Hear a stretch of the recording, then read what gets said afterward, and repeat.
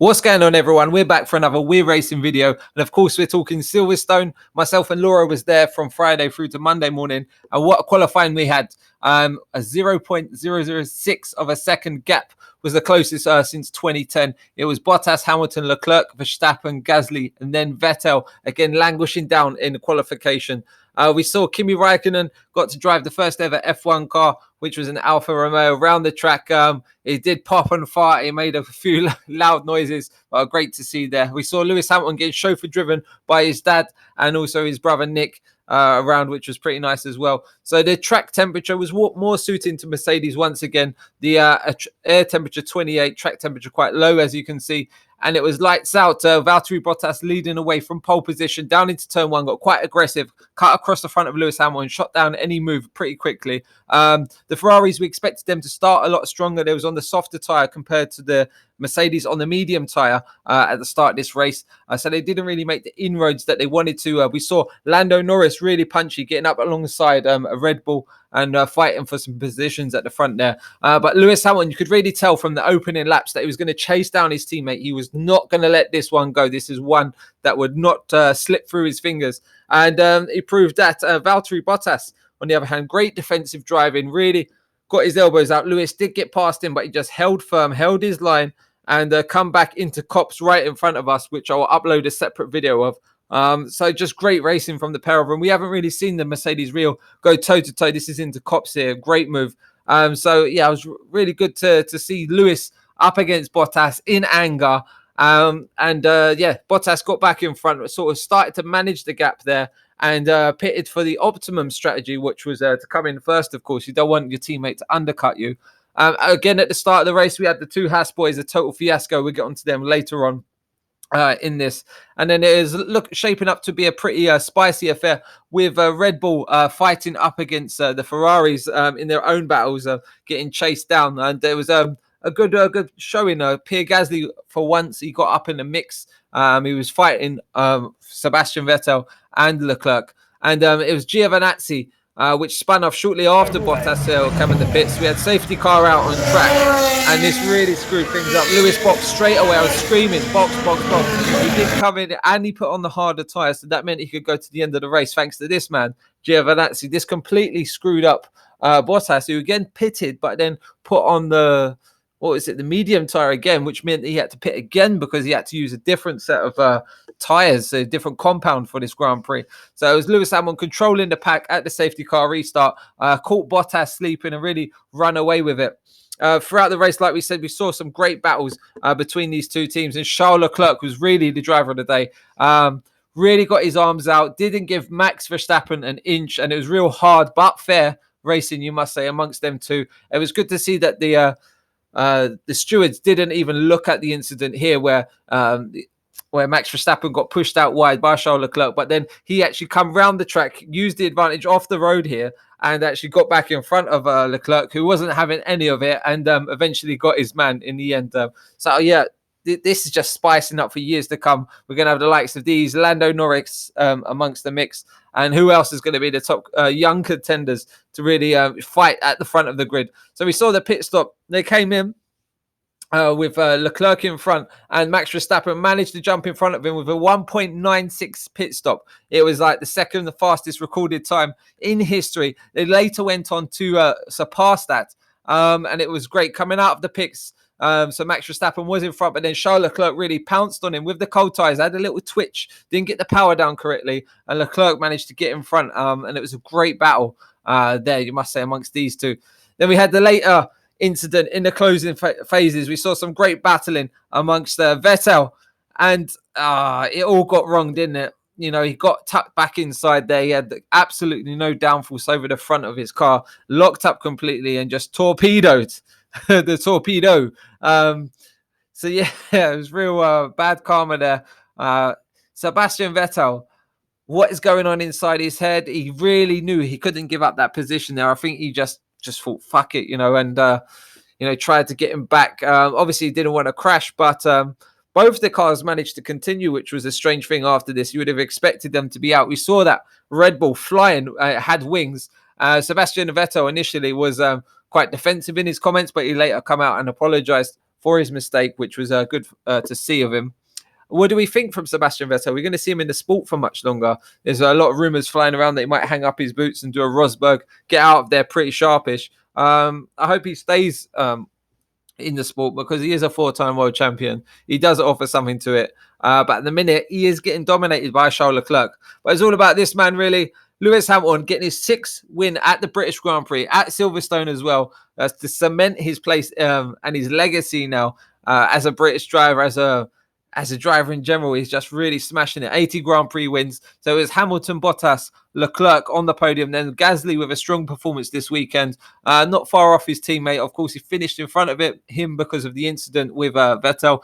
Carlos Sainz, great performance once again during the race, P6. Ricciardo, strong P7, was trying to get on the back of Sainz towards the end. Kimi Raikkonen with good points, as well as Kvyat and Hulkenberg, who really got their positions through that mix-up in strategy, and the likes of Norris, Albon really suffered as a consequence of that. Then we had Stroll in pretty much nowhere, no man's land in P13. Russell, his best ever position in 14th, but he's not really going to celebrate that. Kubica 15th, and Vettel finishing behind the Williams after that incident. And it was Sergio Perez in P17.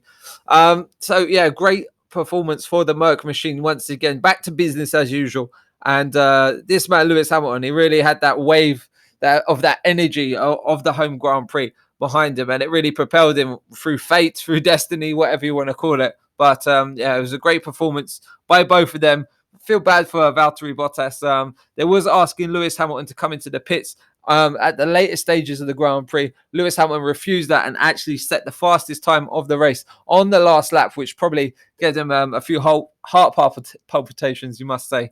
So yeah, great showing by them. There was in another class shortly after the safety car restart. You could see them just pulling the gap, just with ease. And Valtteri Bottas, he started P2 at the safety car restart, managed to get enough of a lead, get in the box, get back out, and secure P2. So great performance. Well, not for the sport really, but with the safety car, with the mix-up through the Grand Prix, we saw some great racing. One long to live in the memory, you must say. A real classic it will go down as. And one which has so much future in it as well, with the likes of Max Verstappen, Charles Leclerc really going toe-to-toe. I want to see Lando Norris in that mix as well. So not really his day. He'll keep fighting. It's not over yet in the championship, but Lewis Hamilton is ever extending it. All the cards were stacked against Valtteri today. However, he'll live to fight another day. So moving on to the Red Bull boys. Good performance by them, you have to say. Both drivers all round as a team this weekend. There were some changes coming up into the weekend to try and help Pierre Gasly, and it seems to pay dividends. We saw the 007 themed cars this weekend, which was quite nice, I thought, of delivery. We saw Daniel Craig here with the drivers in their pretty funny suits, you must say, tuxedo suits. And there was a James Bond exhibition as well with all the vehicles at the circuit, which was nice for them to put on for the fans. But a great performance this weekend. It was obviously overshadowed by that incident with Vettel, but they got the fastest ever pit stop of 1.91 seconds, I think it was. So 2 sub-second 2 seconds pit stops they got in this Grand Prix, which was an incredible feat. And it was incredible that this man managed to bring it home after that. Look at that amount of air they got there. So he said he wasn't disappointed. It was hard racing and Seb didn't do it on purpose. So he understands that. He wasn't gung-ho like he was with the likes of Ocon, etc. There was racing on track. These things do happen. It is racing. Pierre said the whole weekend has been strong from Friday to Sunday, with today being the best Sunday of the year. It has been indeed. He needs to put in another performance like that when it comes to Germany, because all eyes are on him. But good steps. On the positive side, Pierre had the best race weekend of the year, equaling his career best fourth place to date. As Toro Rosso, thanks to strong pace and a good strategy, Daniel went from 17th to finish in the points. Unfortunately, Alex dropped out of the points in the closing stages as he was unable to make the second tyre stop that he needed. This was power unit related. The data showed a high voltage issue. So it was inadvisable for the second stop on safety grounds. They didn't obviously want the team members touching the car, because it could have potentially been a risk. Sorry, I can't get my words out right there. So good showing from them. Otherwise, Albon had good pace in the early stages of the race. We can see minor damage on the back of the car. Very light considering that shunt from that punt from Vettel, the torpedo. So how was it for Ferrari today? It was Charles Leclerc all weekend long on the pace. he was the one making inroads on the Mercedes, and it finished 3 and 16. So good performance for Charles Leclerc. He's starting to look like the number one driver in this team, you must say. So yeah, really certain it. Is that going to potentially upset Vettel? Is he going to be a team player and really support the young Charles Leclerc, who's looking more consistent at the minute and looks to have the pace? It's going to be very interesting in Sebastian's home race in Germany, how hard he's going to race against him, if he's going to get the upper hand. So he's now winless since Spa last year, I think it was. So that's a terrible performance for Sebastian Vettel standards anyway. So I hope to see him bounce back. But yeah, this guy, Charles Leclerc, he's got the same sort of potential as Max Verstappen, if not slightly classier, I would say. So he said, this is probably the race I've enjoyed the most in my Formula One career to date. Great to finish third, but we lost positions with the safety car. I think it's great for Formula One. So here he says, seeing Seb hit Max at the end of the Michael Schumacher's career, he started to run into other cars. At first, I thought it was people in front braking too early. Then he had realized he was the common denominator. So starting to lose the edge, starting to lose that extra sort of reactions. Maybe that's what David Coulthard's suggesting here.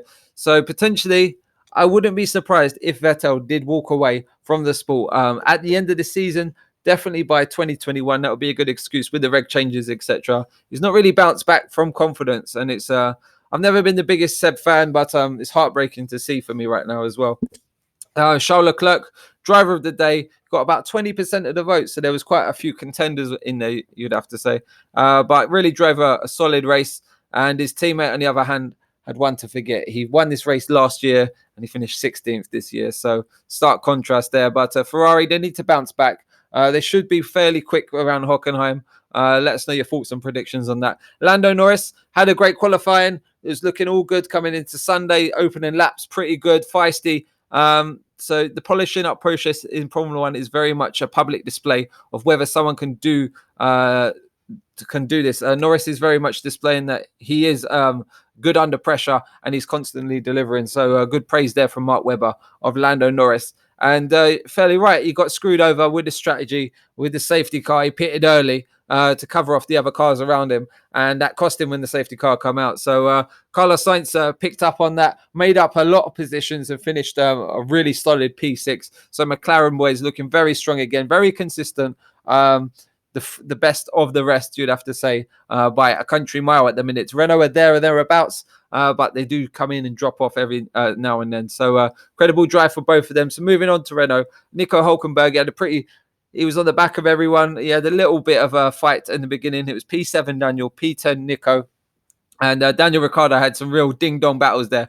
So all in all, I think it was a good race. Initially, I thought my start wasn't bad, but Lando just managed to get in front of me after some clean racing. We got him back under the undercut, but then the safety car played into Carlos Sainz's hands with a free pit stop, and that was a bit frustrating. It was unlucky on our part, but we hunted him down towards the end, and we couldn't mount a real attack. So yeah, good race for Danny Ricciardo. He done a really good job, you must say. Good to see him with some performance. We saw Nico Hülkenberg with an issue on his car. He was down on power for about 3 or 4 seconds. It cost him. So some concerns there over the reliability of the car, but he did have a shunt into the back of him as well, Nico Hülkenberg, from Sergio Perez, who chopped his front wing on the back tyre of him, and that caused him to have an issue. So Kimi Räikkönen, another solid points performance. Probably the highlight of his day was driving the old beast. He said it was very physical, very tough to get around the circuit. Giovinazzi, it looked like something broke on the rear right of his car, and that's why he spun. It didn't look like driver error. There wasn't like any grass that flicked up or anything like that. So I do think it was something mechanical that cost him. Toro Rosso, Danny Kvyat really capitalized on the safety car, and it really cost Alexander Albon, who was having a good Grand Prix up until that point. But then, yeah, it was just out of place for the rest of the race. But yeah, good solid pace from them. So, looking upwards, they did have a little dip the last few races, but they're coming back to where they should be. And Racing Point, P17 and P13. So one to forget for Perez. He had that issue with his front wing, chopped it off. had to come in the pits, and again, he was in the middle of nowhere. Lance Stroll, on the other hand, he's one that makes up so many places. I think he made up 5 or 6 positions from his grid slot, so that was great for him once again. The Williams finishing in front of people for a change, which was really good to see. Kubica, he does look about a second a lap off George Russell when you just watch him in the flesh. He's naturally just slipping behind slowly. George Russell, good performance. It's hard for him to tell when he's, in a different league in terms of cars classification.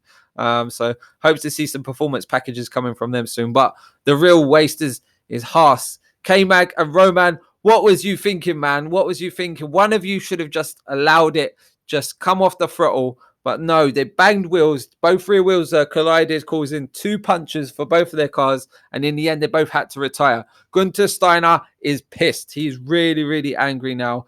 His job's on the line, and I hope it doesn't cost us a team, because Haas, they could easily turn around and say, fuck this.